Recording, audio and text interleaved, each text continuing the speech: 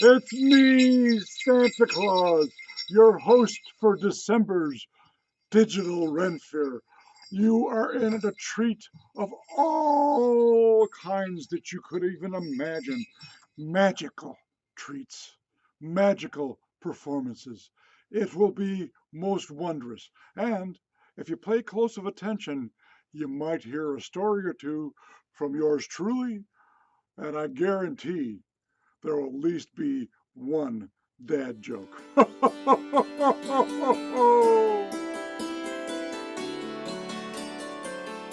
Hi everyone, it's me, Gwendolyn from The Gwendolyn Show, and I'm here to give you some advice. It's about wrapping presents. I know. Now a lot of people wrap presents to give to others or themselves or their animals like their cats and dogs and gerbils. And I want to help you learn how to wrap things. So let's go over our materials. First of all, we have wrapping paper. I got this kind because it makes you go weird. Second of all, we need some ribbon. I got it in a spool. Third of all, we need scissors. No running with these. Also, don't forget we need some tape. You can use whatever kind you want. This is matte finish. You could use silky finish if you wanted. If you really needed to, you can use packing tape and duct tape though. You just use whatever tape you have available. Also, last but not least, but most important, we need our delicious, age-appropriate beverage. Mine is a mimosa. Everyone take a drink of your drink.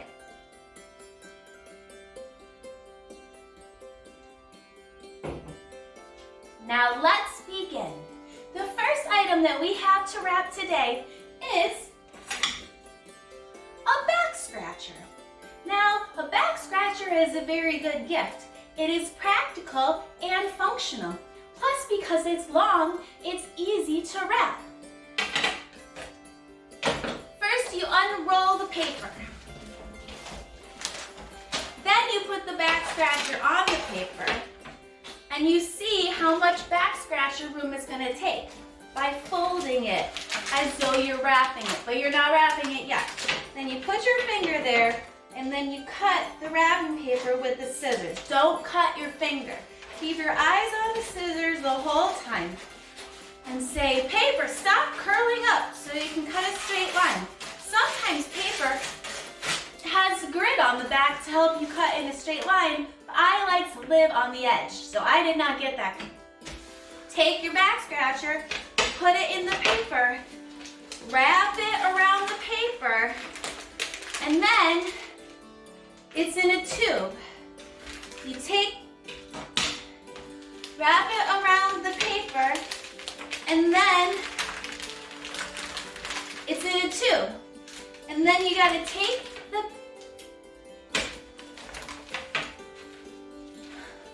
wrap it around in the paper, and then you got a tube. And then you take your tape. You don't need to use a lot. It's just some little bit, and you put it to hold the paper on. Now here's the thing. There's a lot of extra space of wrapping paper where the back scratcher does not stick. So there's a couple things you can do with that. One of the things is that you can cut it off. I don't want to do that. Other thing is you can fold it, just like so. Then you gotta tape that part. You tape that part down. What would be really fun though, because I still got the other end, is you can take it and you can roll it up like one of those party blowhorn things, and you can make it decorative in like a little rolled it up wheel thing. Like that. And then you tape that with your tape.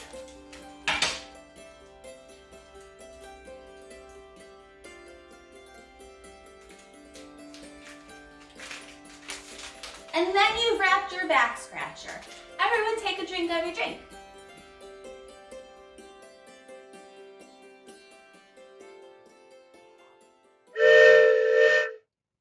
How's that for an introduction?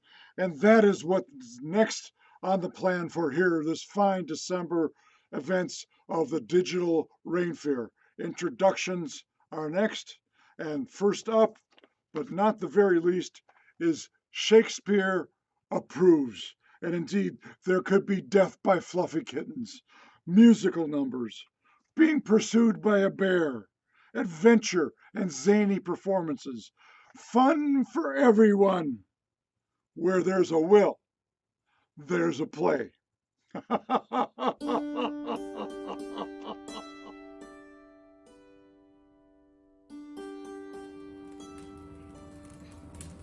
that is a roaring fire. Your friendly neighborhood Shakespeare... Santa Claus... Santa? Santa Spear? You get it.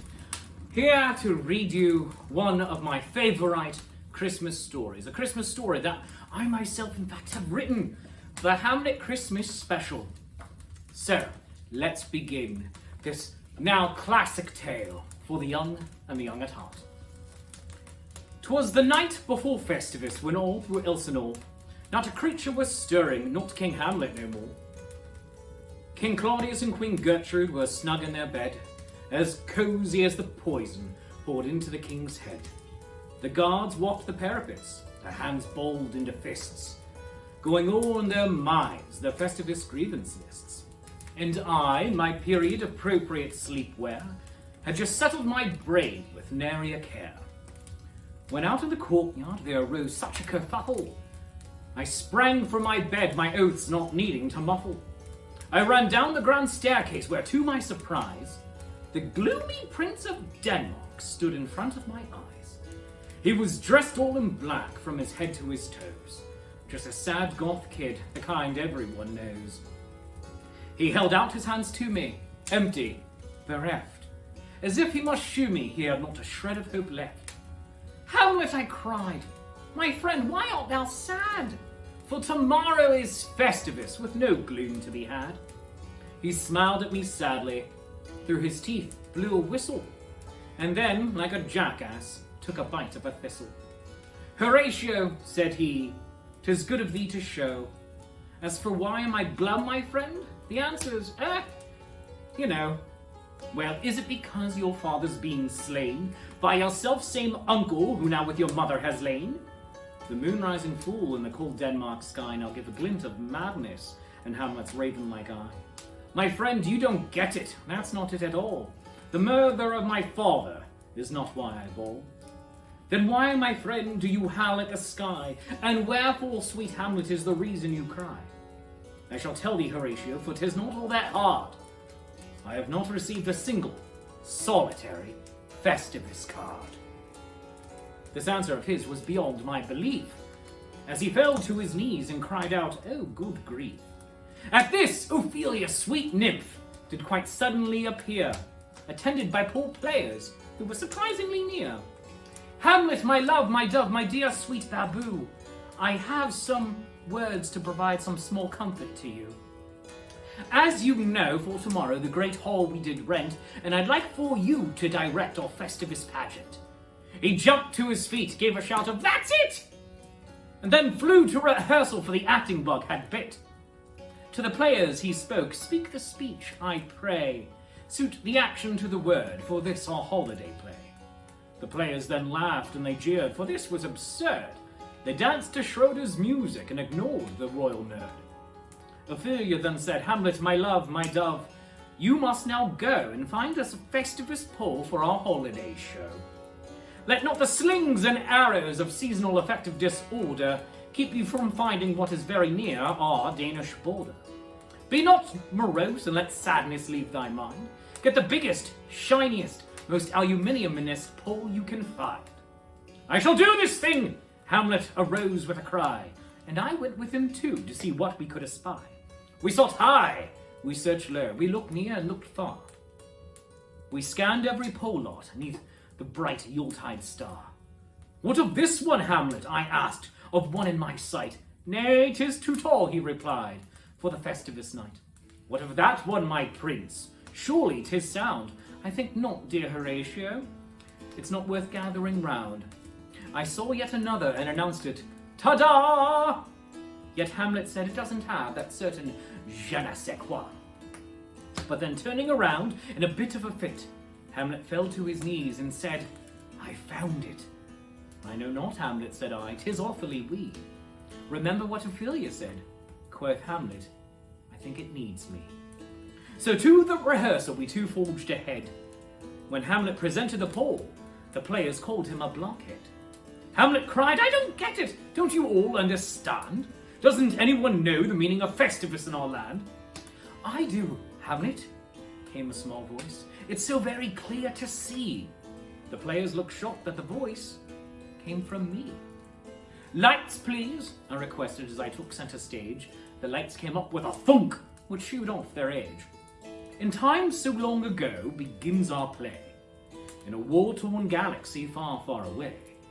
A wise man was born and tried to bring peace to the land. He'd bring balm to the heart and hold an enemy's hand. He looked at the toil and strife and said that none of this works, and he writ down some edicts, the first saying, let's not be jerks. Just once a year let's stay down our mutual enmity and gather together for a feast of great solemnity. We'll air all the petty grievances that burden our soul, demonstrate feats of strength, and sing songs round the pole. No one knows who the wise man was, nor what his name might be, but there are some clues we have to discover his identity. Some people call him a space cowboy, others the gangster of love. Some people call him Maurice, for he descends from above. As I left the stage with a bow and a wince, I turned and let my gaze fall upon my good prince. He looked thoughtful and distant, his eyes they did roam. Said he, I'm taking my pole, and I'm going home. Later we few saw the pole standing there, alone and unadorned, in the frigid Danish air. 'Tis not a bad little pole, said Ophelia, whilst holding beads. All it needs is love. Love is all it needs. Just then we started, for we heard a great crash, and the Prince of Denmark rushed in, crying out, Hamlet smash! With his great sword raised up high over his head, he cried out to all that we soon would be dead. And as we all cowered, fear writ on my face, something altogether unexpected appeared out of time and of space. With a whoosh and a clatter, it came into view, and it was a box, rather ordinary and blue. Our mouths agape in wonder, the doors then opened wide, and a mad person stepped out from the boxes inside. Wrapped in a scarf and a very long coat, they gave us a smile that said they did not dare gloat. And then holding aloft some kind of a wand or a tool, I was left with the knowledge that bow ties are cool. Hamlet, said the loon, a medical professional to be sure, this is not the way, death is not the cure. Please don't kill everyone who appears in this tale, for else we are doomed and this project would fail. I have grievances, said the prince, yes, and they're true. Your dad murdered by your uncle, who then married your mum. Ew. That's not it, quoth Hamlet. That's not it at all. I feel not the love of my friends, and that's why I fall. I am going through life, and it's all so very hard. And then I receive not a single, solitary, Festivus card. Hamlet, said the stranger, this has to be tough. but I know that you are made from much kinder stuff. Sometimes we forget to include those who we hold dear. They become out of mind when they are not near.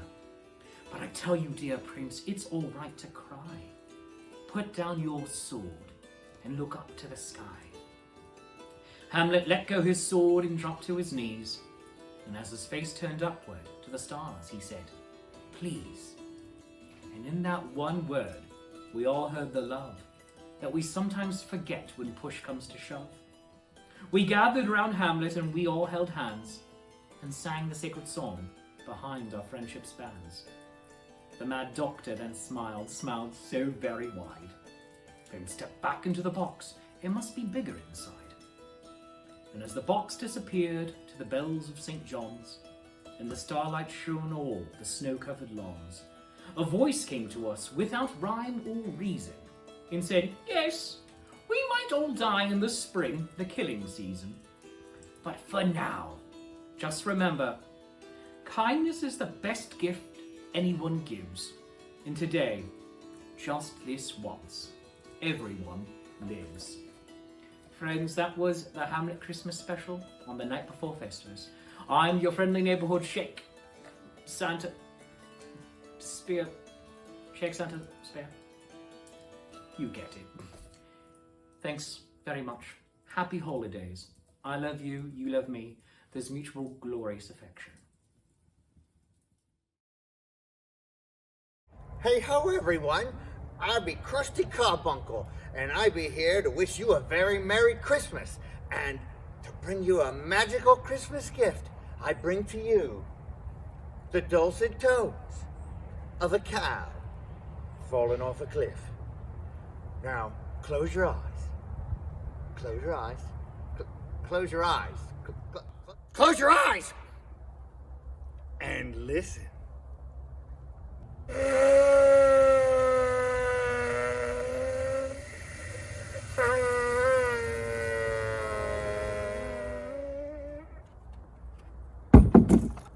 He landed on a house.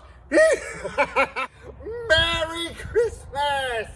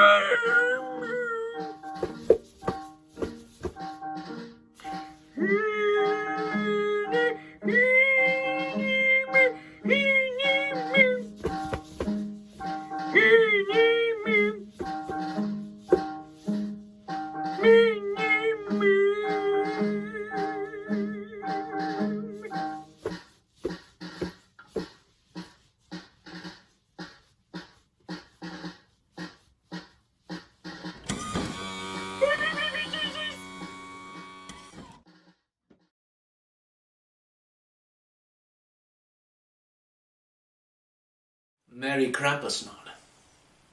I'd like to talk about the origins of the Krampus, the shadow of St. Nicholas. Sometimes old legends are steeped in the soil of others. If you were to follow the roots of the Christmas tree, you would find them connected to the Yule log and the Yggdrasil, the world tree of Norse mythology. Now Odin, the Nordic Allfather, hung from its branches, sacrificing himself for the runes, and was reborn. You can see how old legends might wash over and be born anew. Now this story concerns two other Norse deities, Loki, the god of mischief, and Hel, the goddess of death, spelled with one L. Concerning roots, we might think of an oak tree, or even a mighty redwood as being big. To the Yggdrasil, they are but twigs. 9 worlds hang from its branches, and ours are but one of them. Also hanging from them are the realms of the gods and the giants. It could be thought of as being the largest Christmas tree in existence. Now, the realms of the gods and the giants are branches apart, but they do come together in the center. It is a family tree after all. The union of God and giants is forbidden. Loki, the god of mischief, is formed from union of God and giants. Odin, the Allfather, decided to raise him as his blood brother, took him into his heart. But as Loki grew older, the apple of desire did not fall far from the tree. He found himself attracted to a giantess. I can relate. I can love a larger woman. There's more to love. But from the forbidden union of giant and god came monsters. Fenris, a wolf so savage it took the god of truth surrendering his right hand to bind it. Jormungandr, a serpent so large it took all of our world's oceans to conceal it. And lastly was Hel, the goddess of death, spelled with one L. She was not a monster to start with. No. The monster, you see, grew in Loki's mind. Loki was so afeared that the union that he had with Angrboda that had produced their monstrous children would be revealed. He took his daughter's head, for she was the only one who would speak, and he plunged her head into the frozen rivers of Niflheim. When he removed it, her face was half decayed. So ashamed was she would never show her face above. She remained in the underworld, ruling the realm of the dead. Meanwhile, high above, Loki was creating mischief. He was always turning God against giant and giant against God, playing both sides of the field, being double agent and mixing it up.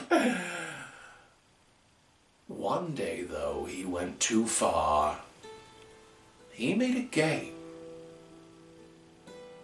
of making all the gods kill Balder, the most beauteous and loved of all of the gods, with something so innocent as a sprig of mistletoe. This was the last straw. Odin sent Loki below the roots of the Yggdrasil to be punished, bound. The roots of that tree. Nidhogg the serpent dripped acid upon him. Drip, drop, singe. At first the acid was caught by Sigyn, his wife. She remained there, standing vigilant for eternity. But eventually, she gave up the task. Drip, drop, singe. Drip, drop, singe. Drip, drop, singe. Drip, drop, stop. Who had caught the acid? Loki's face was half eroded. Through his blurry vision, he saw the half-decayed face of his daughter. Once both beautiful, now banished, exiled, and ugly. Father and daughter were now mirror of one another. They were perhaps the two loneliest gods in existence. It might be shocking, though not surprising, that the two made love to one another. From their twice unholy union was formed a child, the goat-headed Krampus. The implications of this were shocking. The goat was the symbol of both Odin and Thor, the god of thunder. This suggested that Odin the All-Father either knew or the child was created to mock him. Loki and Hel, they kept the child far below. Until Yule time came, the celebration of Odin, and Loki, he just could not resist. Krampus would rise up from the dark roots. Now it is said that Odin the All-Father rides across the sky, riding an 8-legged steed and dropping off gifts to the homes of the warriors. It is an easy assumption to see that he has evolved into being the legend of Saint Nick, and Krampus is his shadow.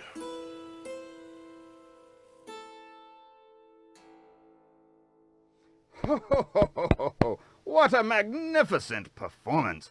I'm afraid I won't be sending any of the performers today off to deal with Krampus or Krampus to deal with them. But, you know, there are actually some that I do send Krampus after. Not children, by the way. That's a terrible idea. But actually there are some grown-ups that I think deserve a little visit from Krampus, and let me tell you why. You see, every year there are plenty of parents who bring their children to sit on my lap and to tell me what they'd like for Christmas, and I'm delighted to do that. I love meeting all the little boys and girls of the world, but sometimes there are children who don't want to sit on my lap, and my feelings aren't hurt by that. I understand.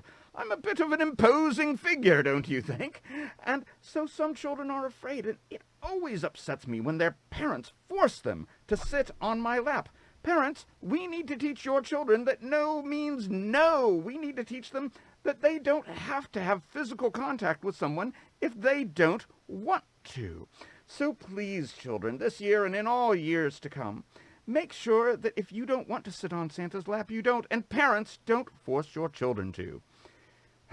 Well, I bet you didn't expect to hear that from me, but Christmas is all about surprises, and I have another surprise for you. In fact, to quote a fellow immortal being, whose name, by the way, uses the same letters that mine does, I bet you didn't know it, but I'm a fiddle player, too. So, in just a moment, once I've had a chance to tune up my fiddle and rosin my bow, I'll be playing a few happy fiddle tunes for you.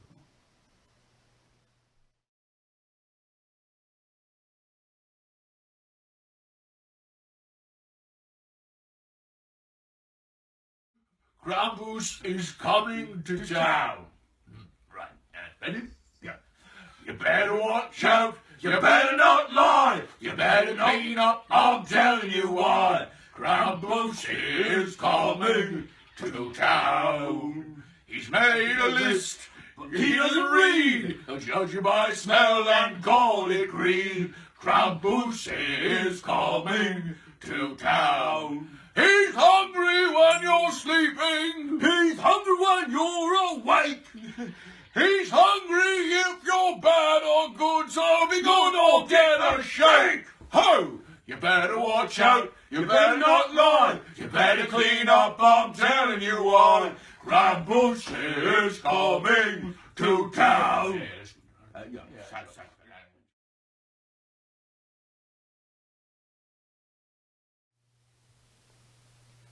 And these are a few happy tunes that we love to play and dance to at the North Pole.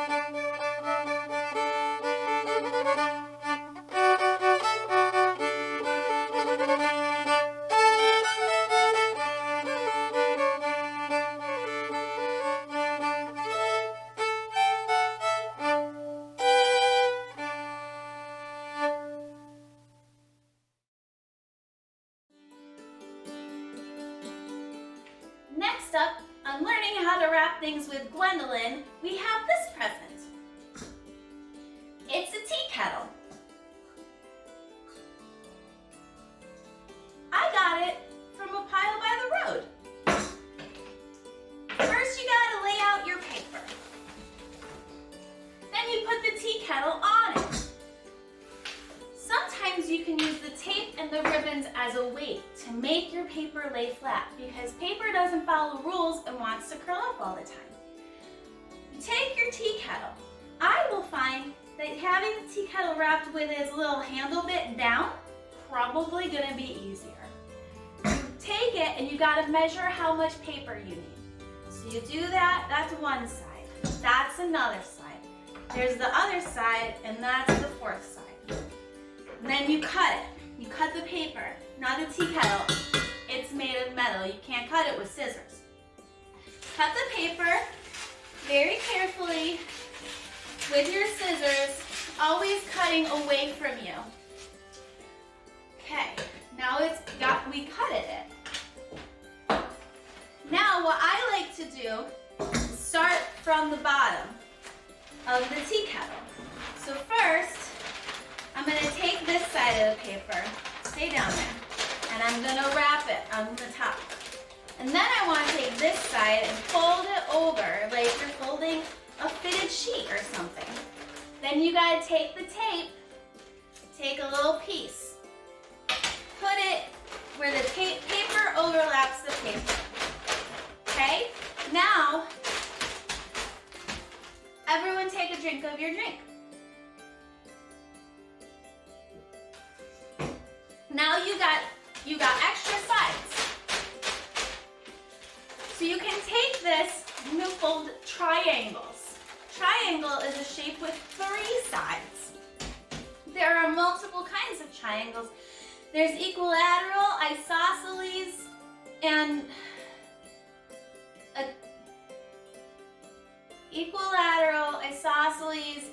acute ones. There's cute triangles. Have you seen them? They're just, sometimes when they're little, they're just so cute.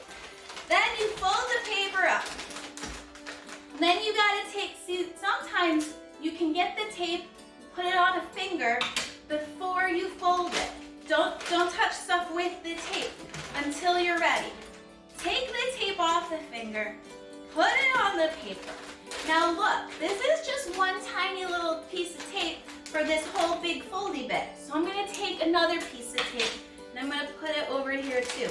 You can never use too much tape unless you can't get it off and you run out at 11 o'clock at night on the night before you have to give presents and all the stores are closed. So always get more tape. Now we got this other side. If you gave someone this present, they could see inside that it was a tea kettle. You don't want them to see it because it's a surprise. So this is also the side with the knobby bit. Yeah, it's the knobby bit. So what you can do is make it flat like that. And then you fold it down like this, and then fold that one. Almost origami, but not really. Everyone take a drink of your drink. Once you got it folded, then you just keep folding until you get to where the tea kettle is, and then you stop folding, and then you tape.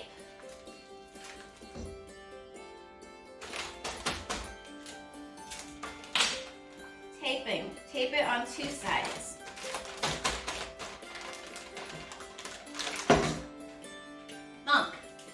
More tape, because see, look at that bit. That could get ripped off somewhere. Tape it. And then if you want to add a little pizzazz, you can use ribbon. I'm going to use red ribbon because that's the color that was first on the end. You cut the ribbon, spread it out, put it under the present, wrap it across the top, tie it in a knot, tie it one time, and then tie it again time, and then another knot, like that. But look, you got all this extra ribbon. So now you gotta wrap the tea kettle other ways around it till you run out of ribbon.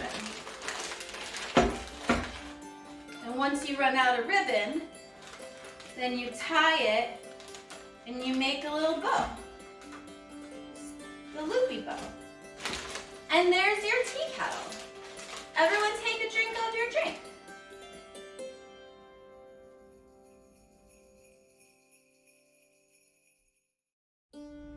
This story is called The Miraculous Snowflake, and soon you will understand what I mean about a miraculous snowflake. And I did hear there was such a thing, but I wanted to know if it was true or not. And so I sought out the largest, the oldest snowman I could find at the North Pole to find out if it was true or not.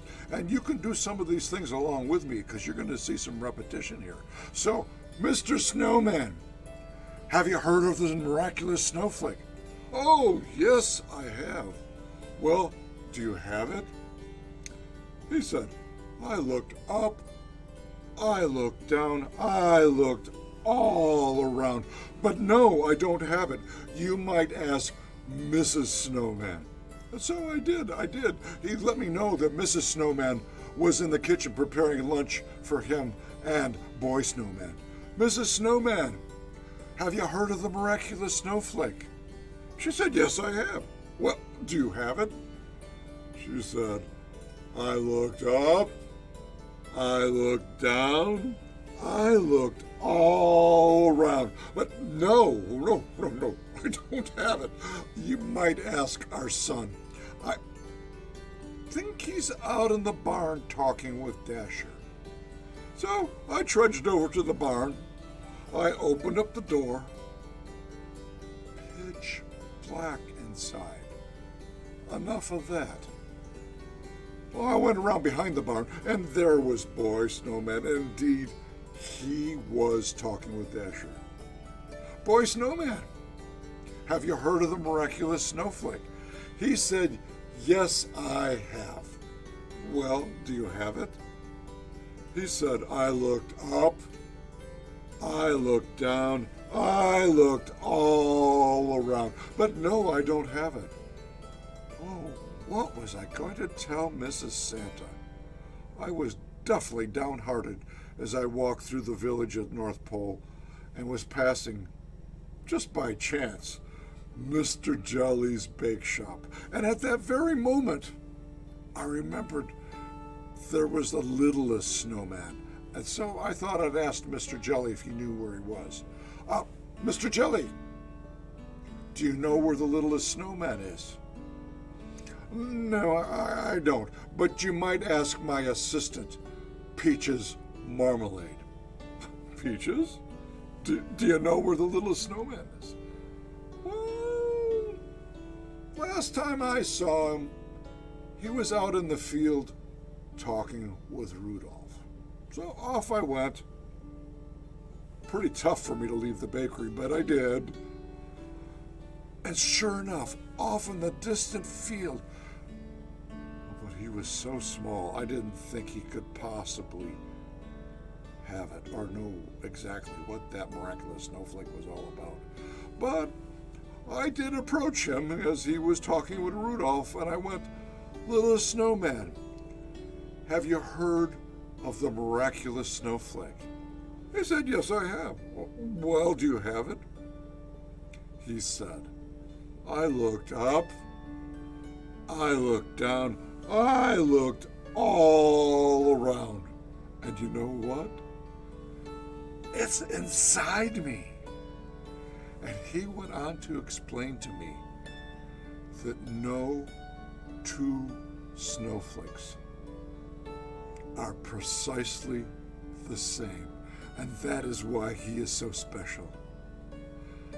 And you know something? That's exactly why I love you. No child in the whole world is exactly like you. And that is why you are so special. Merry Christmas!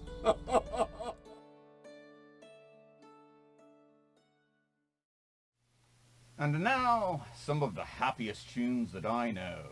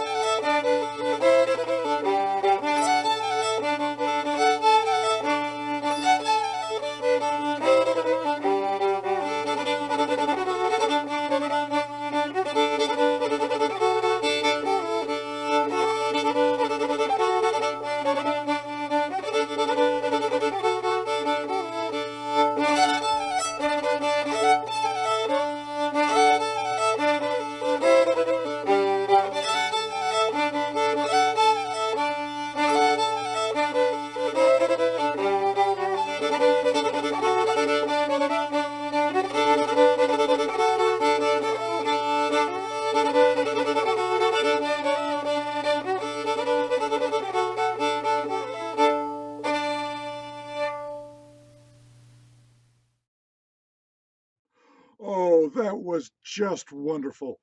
I hope you did enjoy it. A wonderful and uplifting performance.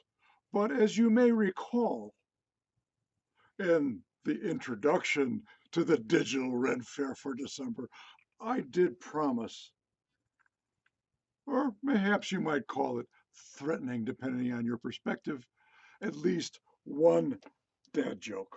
And so here we go for one of my favorites, for indeed, one of my elves, a fine Christmas season, decided, in his crafty nature in making things, that I needed a brand new Christmas decoration for that season. And oh, that I thought that was so sweet and wonderful. But when I saw it, I looked at him and I said, oh, Jolly, how could you do this with all of the wonderful fir trees we have at the North Pole? Why did you make it out of artificial? Why did you make it out of Franklin fir boughs? To which he replied, he liked a wreath of Franklin. So, once again, congratulations to our performer. And you never know what will be coming next, but there's lots of excitement here happening with the Digital Ren Fair. Hello, friends! It's me, Cosmo, Master of the Mystic, Seer of the Stars, the world's first, foremost, and finest scientific fortune teller!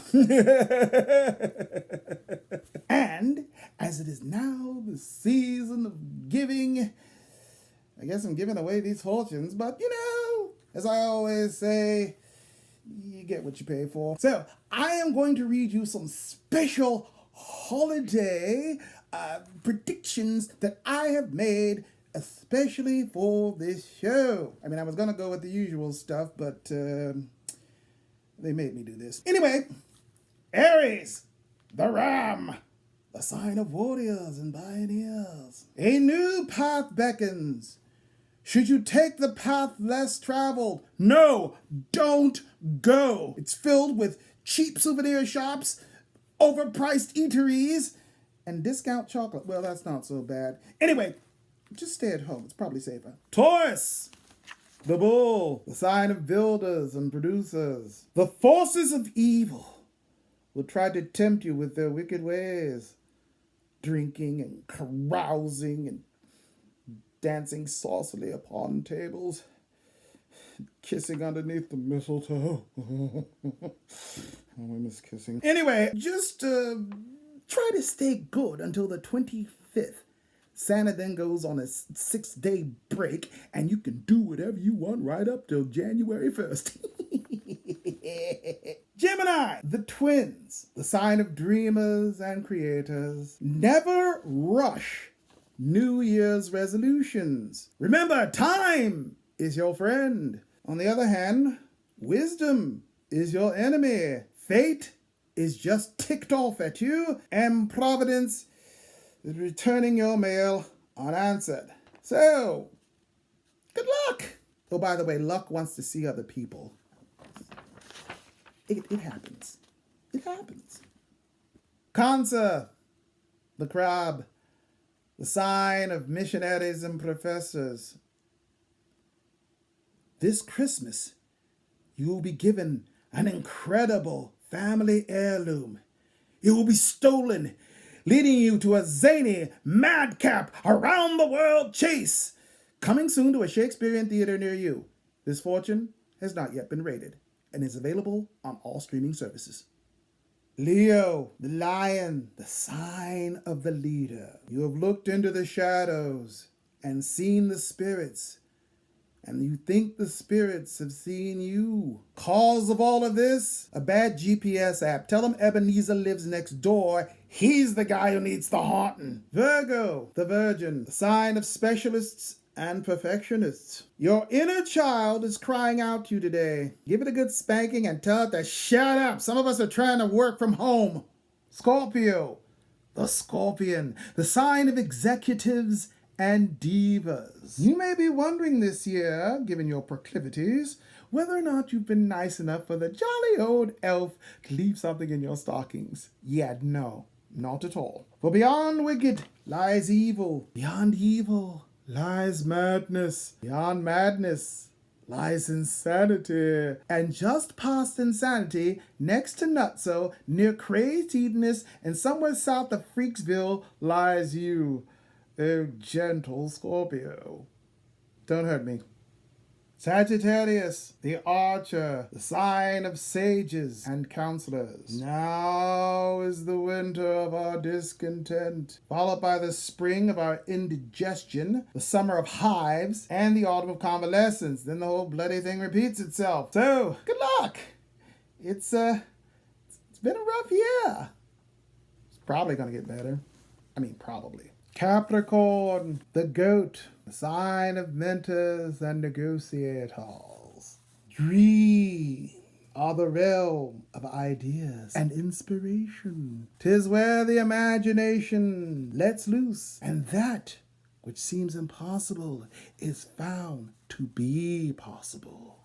So for the next month, sleep in. Seriously, just hibernate a little bit. If your boss asks where you've been, well, tell them that you were at a sort of, month-long performance, group therapy, Zoom retreat thingy. They'll buy anything nowadays. Beats napping at work, I say. And I also recommend napping at work. This is probably why I'm unemployed. I mean, self-employed. Aquarius, the water bearer, the sign of seekers and scientists. Self-control is your watchword this week. Ignore temptations. Discipline yourself against all distractions, especially sweets. Don't let the siren song of baked goodness lead you into folly. Not even a cookie. Sweet, delicious disc of baked joy. Oh, oven-fried, circular happiness. You are all of life's pleasures in one dunkable, round, crunchy disc. Sorry. Damn diet. Libra, the scales, the sign of the statesman. It's my sign. And the nominees for Best Zodiac Sign of the Year are Scorpio, All Eyes on Me, Leo, Enter the Ego, Gemini, Huh? What? Libra, Totally Wicked Awesome, and Aries, My Way or I'll Throw a Tantrum. The envelope, please.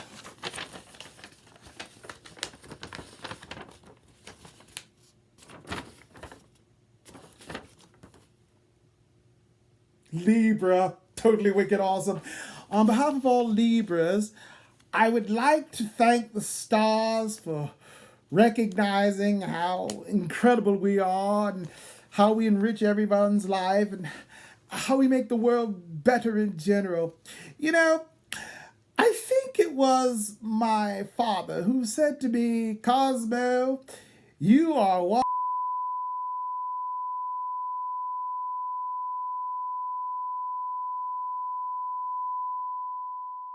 And finally, Pisces, the fish, a sign of poets and authors. December the 21st, this year's winter solstice, the day of the year with the shortest hours of daylight, kicking off winter at the end of the longest year ever. To prepare for the upcoming season, I suggest you follow these steps. Step 1. Step 2. Step 3.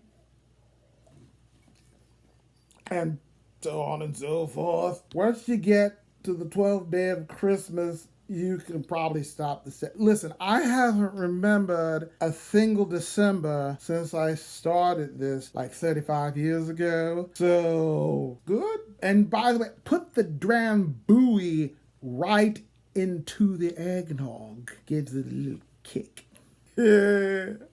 I love you guys. Well, that's the end of the predictions for this year. I hope I've helped. And if I haven't helped, it's not my fault. It's the stars. I don't put them up there. I just read what's up there. Everybody's always complaining. Cosmo, why'd you say this? Cosmo, that did not happen. Cosmo. You know, I don't charge for these. Although I do accept donations. But I don't charge for these. This is out of scientific benevolence. Charity. Scientific charity. I don't have to tell you my prediction. In fact, I don't have to do astrology at all. I'm multi-talented. I can do other things, you know. Like puppetry. Puppetry's fun. Everybody loves puppeteers. Isn't that right? Why, yes, Cosmo. That is correct. And if you're a puppeteer, Cosmo, everybody's gonna love you. Mwah, mwah. Bye now. Merry wishes and happy holidays. Hey ho, everyone. I'll be Krusty Carbuncle, and I'll be here to wish you a very Merry Christmas. Why, everything's all decorated, the trees are lovely, the pirates are friends, chestnuts roasting on an open fire, and I've come to play you a Christmas song to put you in a Christmas mood. Listen.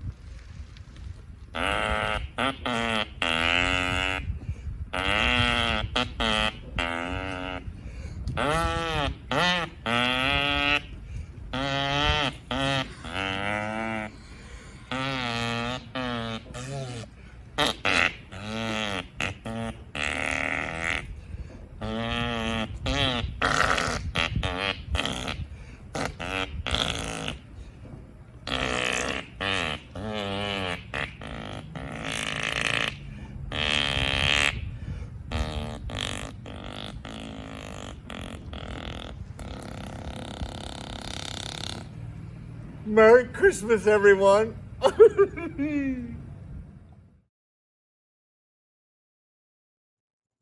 Now, Barty Party, they are a singing trio. Hannah Ward, Chelsea Carson, and Tiffany Crows. And they are delighted to bring their brand of lower class musical shenanigans to your festival. Oh, yes, indeed. They are most delighted to do that. And if you're looking for something stylish and fun music sung by dirty peasants, then you were invited to the Barty Party. Happy holidays!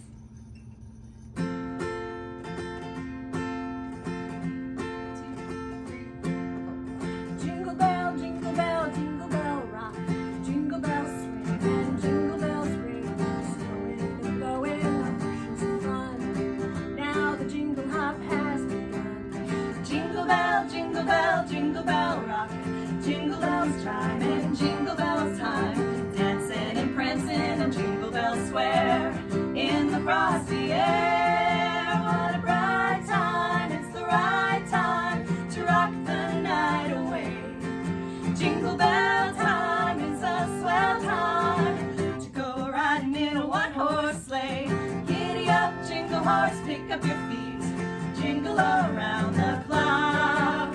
Mix and a mingle and a jingling beat. That's the Jingle Bell Rock. Rocking around the Christmas tree at the Christmas party hop. Mistletoe hung where you can see all the couples try to stop. Rocking around the Christmas tree, let the Christmas spirit ring. Later we'll have some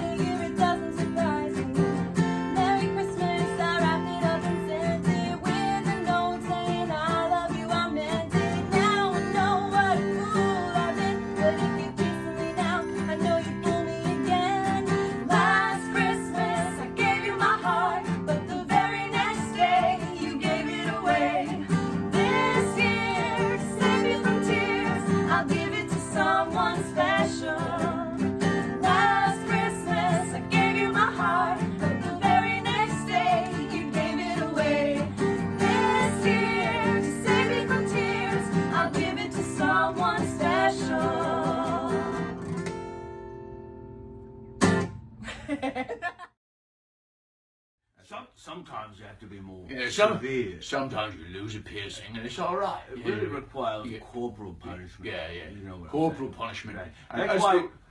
Well, speaking of that, speaking of corporal punishment, yeah, let's do a round of that classic Krampus carol, Deck the Child. Yes, there we go, right. And deck the child and throw him sackward. La la la la la la la la. Twist his head until it's backward. La la la la la la la la. Don't we never thought a peril. La la la la la la la. Trolling children, deck little carols. La la la la la la la la. See us haze the kid before us. La la la la la la la la. Strike the naughty and now we chorus. La la la la la la la la. Follow me in sturdy measure. La la la la la la la. While we trash all that you treasure. La la la la la la la. Throw the sack of naughty heather. La la la la la la. while we feast. While we feast on your pleasure, yeah? Yeah. Something like that. Yeah, well, we feast. We feast. That's it. Let's feast, yeah.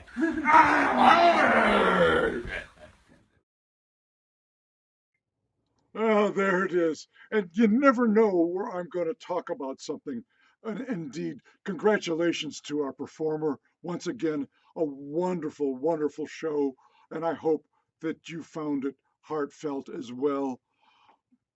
But I did mention that mayhaps I would talk about some of the projects that I'm up to in this very special time of year. And it will have already been past by the time you are enjoying these great shows of the Digital Ren Fair. But I've decided that I'm going to help out and I'm going to be doing some live streaming for fundraising for a local Kiwanis, which all proceeds go to children's charities. And that's true and near and dear to my heart. But I also, and this will be ongoing when you view this wonderful performance by the Digital Ren Fair, is that I will also be doing some special visits via the Omaha Children's Museum. It's about children of all ages, is it not? But speaking of special projects, we are most pleased to announce and introduce to you our new Patreons for the Digital Ren Fair. They are the finest folk and contribute much to all the entertainment that you have enjoyed this fine day.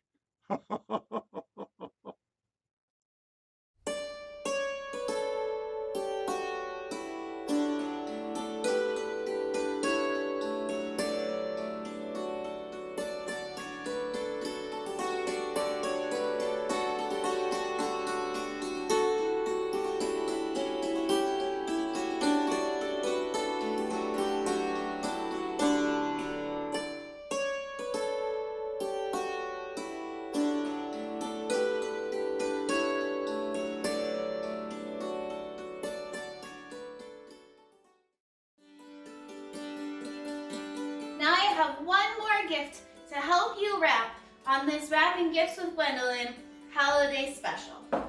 And let's paint a picture. Say you really love ghosty things. And say you have a friend that knows that and also knows you like smelly candles.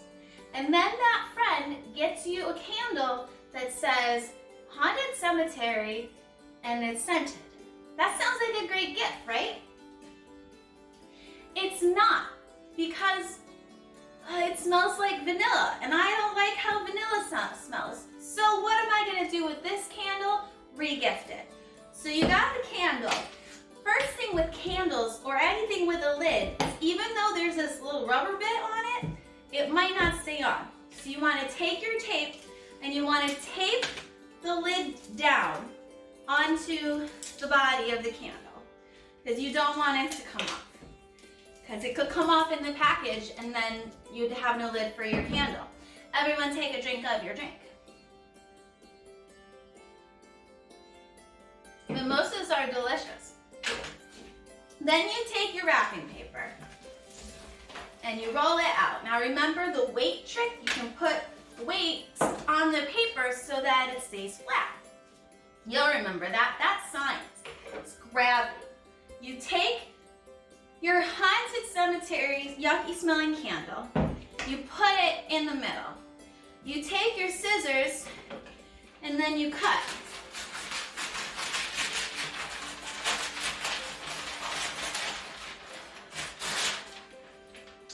It's fine.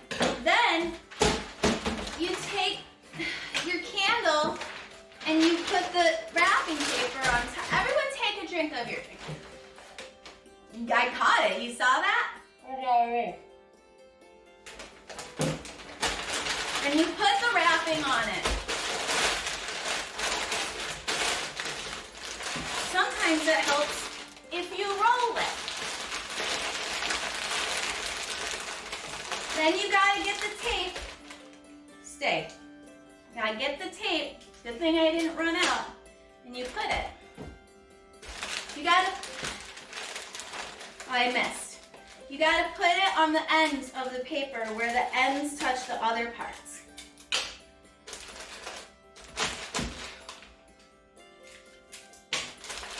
And you put it on this end right there. And you gotta smash the top down gently because it's glass, so don't smash it hard. And you put, sometimes you just lose the tape. It's gone forever. You can't use it anymore. Carbonation. Put it on there. Then, you take that. The red one's just sticking out like it wants to get got. So I cut it, and then I wrap it. And you just, until you run out of ribbon length, you go around and round, round and round, and then around, and then you tie it. Now this one, I don't have enough room for a little bow, so I'm just gonna tie it in a knot, and luckily, I came prepared. And that's how you wrap a candle. Everyone take a drink of your drink.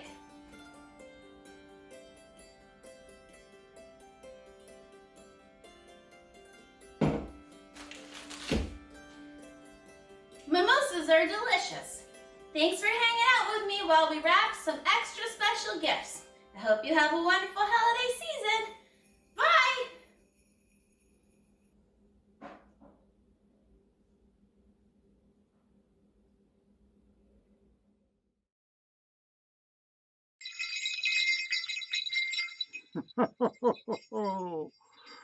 Congratulations to all of our performers for their contributions to this December's Digital Ren Fair. I certainly hope you have all enjoyed yourself, and I'm wishing you a Yuletide filled with care and a new year filled with safety and prosperity, as it were. Merry Christmas to those that will say that. Happy Hanukkah to those that won't. And peace be with you to whoever you may be. Thanks again for joining us at the Digital Ren Fair.